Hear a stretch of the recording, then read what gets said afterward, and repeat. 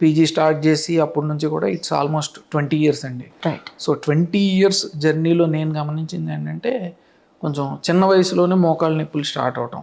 నా ప్రాక్టీస్ కొత్తల్లో ఒక 50-60 years వాళ్ళకి చూసేవాడిని. అసలు ఒక లాస్ట్ 5 to 10 yearsగా అయితే 30-40 years జనాలు కూడా మోకాళ్ళ నొప్పులు వస్తున్నాయి. ఇది ఒక సిగ్నిఫికెంట్ మార్పు.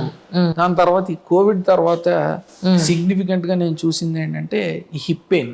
అవునండి. ఏవియన్ సమస్య అంటే ఒకప్పుడు ఈ ఏవియన్ అంటే రక్త ప్రసారం తగ్గటం అనేది హిప్ జాయింట్లో ఉన్న బాల్కి ఎప్పుడో నెలకు ఒక 3-4 పేషెంట్లు చూసేవాళ్ళం.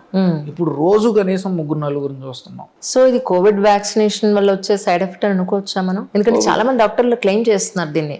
యాక్చువల్లీ మీరు చెప్పినట్టే చాలా మంది సర్జన్లు కోవిడ్ వ్యాక్సినేషన్ తర్వాత ఈ ప్రాబ్లం ఎక్కువ చూస్తున్నాం అనేది చాలా మంది చెప్పారు. ఇది కోవిడ్ వ్యాక్సిన్ వల్ల కాదండి. కోవిడ్ వ్యాక్సిన్ వల్ల వేరే రకమైన బాడీ ఎఫెక్ట్స్ వచ్చాయి, అది వేరు. ఇప్పుడు నేను చెప్తున్న సమస్య ఈ రక్త ప్రసారం తగ్గటం, ఈ ఏవియన్ సమస్య అంతా కూడా ఏంటంటే మనకి కోవిడ్ టైంలో స్టెరాయిడ్స్ అనేవి వాడటం జరిగిందండి. కరెక్ట్. అప్పుడు ఏంటంటే స్టెరాయిడ్స్ వాడకపోతే చాలా డ్యామేజ్ ఎక్కువ జరిగేది అండ్ లైఫ్ థ్రెటనింగ్ కూడా అయ్యింది చాలా మంది.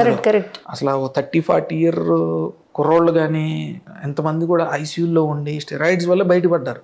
ఈవెన్ నేనన్నా అంతేనండి. ఒక ఉదాహరణ, నన్ను ఐసీయూలో పెట్టారు, స్టెరాయిడ్స్ ఇవ్వటం వల్ల మేము బయటకు వచ్చాం.